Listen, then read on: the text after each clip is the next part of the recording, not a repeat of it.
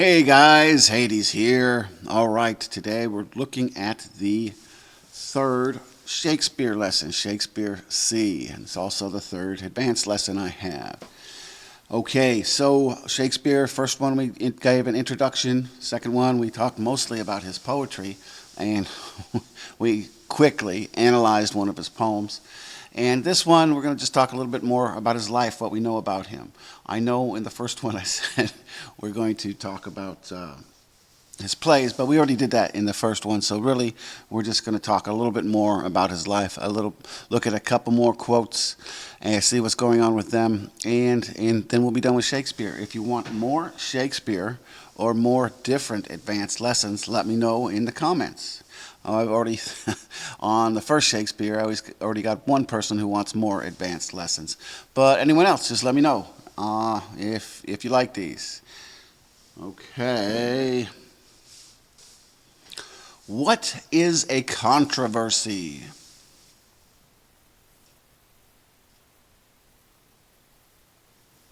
What is a rumor?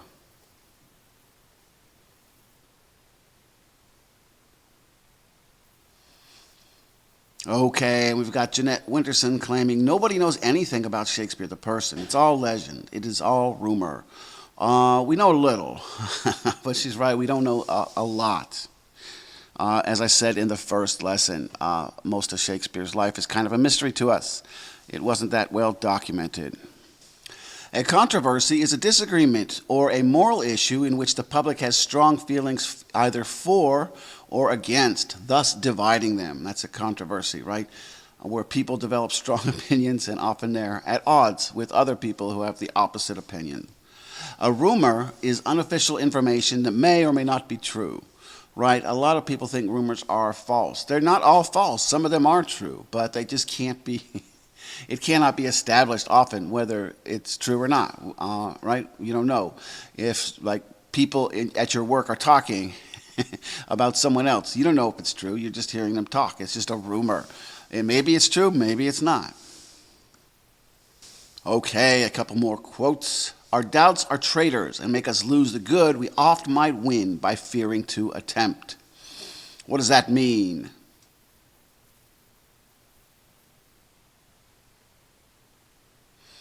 Okay, really quickly, basically he's saying here, right, our doubts are traitors. Our doubts betray us, right? And we might get something good out of a situation, but we're afraid to attempt it because we have doubts. So we won't know if we'll get the good because we doubt things. So here, right, we're saying doubts are bad because they betray us and make us lose out on things we might get if only we tried. All that glisters is not gold. What does that mean? Okay, we wouldn't use the word glister anymore. We might say glistens, right? Or shines, right? All that glistens is not gold. That just means don't judge things by what they look like, right? Maybe that woman is very beautiful, but she's very evil, right? Or anything, right? Don't judge a book by its cover, almost, right? Don't judge things by their appearance, right? Just because something is shiny doesn't mean it's valuable. All right, what rumors or controversies surrounded Shakespeare? There's rumors or controversies on his sexuality, his religion, maybe even plagiarism, and lack of education. Because like we said earlier, we don't know a lot about Shakespeare's life. Concerning his sexuality, many people have thought Shakespeare to be homosexual, to be gay, right? Many of his love poems seem to be written to a man, and Shakespeare willed his wife upon his death his second best bed. Now, there are arguments against this too, and maybe today it's not that big a deal that Shakespeare was gay. Maybe he wasn't gay. Oh, we don't know. For example, his love poems that seem to be written to a man, they could just mean about friendship, right? Not all love means romantic love. And Shakespeare willed his wife upon his death, his second best bet. All right. His first bet someone else got. Maybe, I don't know, maybe there's something wrong with his first bet. We don't know, right? So it's just rumor. Was he gay? Maybe. Maybe not. We don't know. And others say that Shakespeare wrote the man love poems about himself. Maybe he was very vain, but we don't really know. And like I said, maybe some of the man poems were friendship between men, not romantic love. We don't know. Now this one might not seem all that bad at all, right? Like he said, why are you even bringing that up? Because at the time it was more serious. Today, you could be whatever religion you want to be in England. But back in that day, right, there were factions of Catholics and Protestants who did not like each other. And when Queen Elizabeth was reigning, you were not legally allowed to be Catholic. So there were some secret Catholics, and it suggested that Shakespeare was a secret Catholic. He practiced Catholicism secretly. But we don't know. We really don't know. Now, some people believe that Shakespeare didn't actually write much of the work attributed to him. Some people believe someone else wrote it, or Shakespeare stole it. He committed plagiarism. This theory doesn't hold a lot of water. Most people disbelieve this, but there are people today who still believe it. Do we really know? No. And there was another playwright at the time named Christopher Marlowe. Some people believe that Shakespeare and Marlowe were the same person. Do I? No. But I wasn't there, and neither were you. But I'm just going to say all the work attributed to Shakespeare was written by Shakespeare. And Christopher Marlowe was a different person. And keep in mind, yeah, we study Shakespeare today, but Shakespeare had many, many contemporaries that history is basically left behind and forgotten. During his day, he wasn't anything special. He was just another playwright out of dozens. But that changed over the years. People started recognizing Shakespeare's work as being quite brilliant. And thus we study Shakespeare today. And there'll be scholars who do study Marlowe and some of the other guys at the time. I've never read anything by Marlowe. So I don't know, right? I've just read a number of stuff by Shakespeare, a number of things by Shakespeare. But we don't really know. And as far as I'm concerned, I'm going to still say Shakespeare wrote all the stuff that's attributed to him. And there is no record of any advanced formal education in Shakespeare's life. So that doesn't mean he didn't attend university, for he's pretty smart, right? To be able to write some of the stuff he's written. It requires a level of intelligence and maybe learning. But, so maybe he did go to college and the records were just lost. Or maybe he's self-educated. Some people don't need to go to college. They could learn anything they learn at college by themselves, by studying on their own. These kind of people are self-educated, and they were a lot more common in days past, right? Today, almost anyone could go to college. Well, it's usually just money holding you back. But a lot of times it was status, right, holding you back or in the past. But he could be self-educated, or he could have gone to college, and we just don't have any records. We don't know. But this was also leading people to believe, right, he plagiarized his work, or he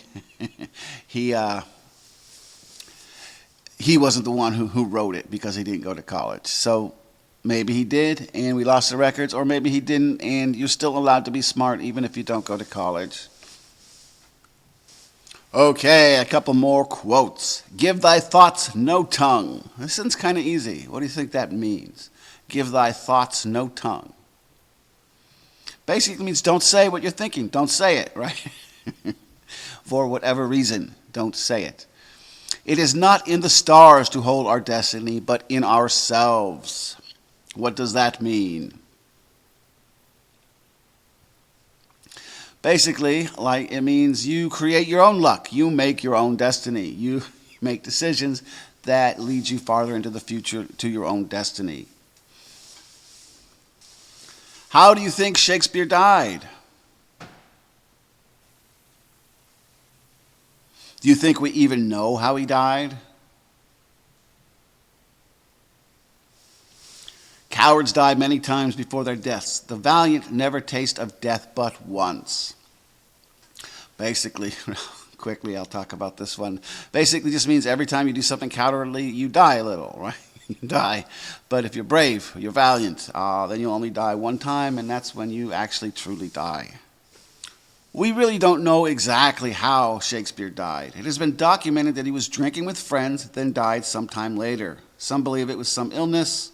A few, who believe in conspiracy theories, believe it was alcohol poisoning. We don't know. We don't know. Maybe he was actually really poisoned. Maybe he had a heart attack. He was drinking with his friends, and later he died. So if he drank a lot, it could have been alcohol poisoning. Or, I don't know, it could have been some health issue we didn't know about. They did not have a great medical system at the time. We don't know. He was drinking with his friends, and then he died. How poor are they that have not patience? What wound did ever heal but by degrees? What's that mean?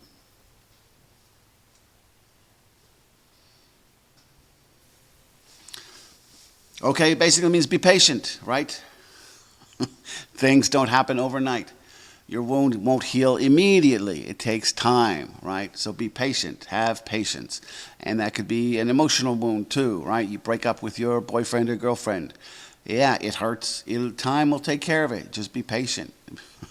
Anything, right? It's just pushing patience here. He's mad that trusts in the tameness of a wolf. What does that mean? Wolves have kind of a bad reputation around people, right? People are afraid of them. So let's say you know this animal's a wolf. Don't try to pet it because it will bite you. It's a wolf. The same with a person you know has done something bad, right? Why are you going to trust this person when they've already proven they can't be trusted, right? So this, I don't know, your girlfriend or boyfriend cheats on you and says, I'm sorry. Well, she did it once or he did it once, so maybe they'll do it again. So if you know something, don't trust in something that's going to be the opposite. Don't trust that person if you know some bad things about him or her. All right, what did you learn today? I have many more quotes and much more to say, so I can easily do another Shakespeare PowerPoint. Should I? Would you like me to? I've never written one out, but I could if people are interested. Let me know in the comments. And if you have any questions, let me know in the comments. There's a lot more quotes that I didn't get to. We can just spend one entirely breaking down Hamlet, act by act, scene by scene, if that interests you. I quite like Hamlet. It's up to you guys. And I'll leave you with another Shakespeare quote. The stroke of death is as a lover's pinch, which hurts and is desired. I'm not going to tell you what that means. You tell me in the comment what you think that means. Okay, guys, thanks a lot. This ends the Shakespeare ones, and I will do more advanced lessons maybe, and I will do more Shakespeare if you really want me to. Let me know. I quite like Shakespeare, and it's interesting for me to talk about it. All right, thanks, guys. See you next time. Bye-bye.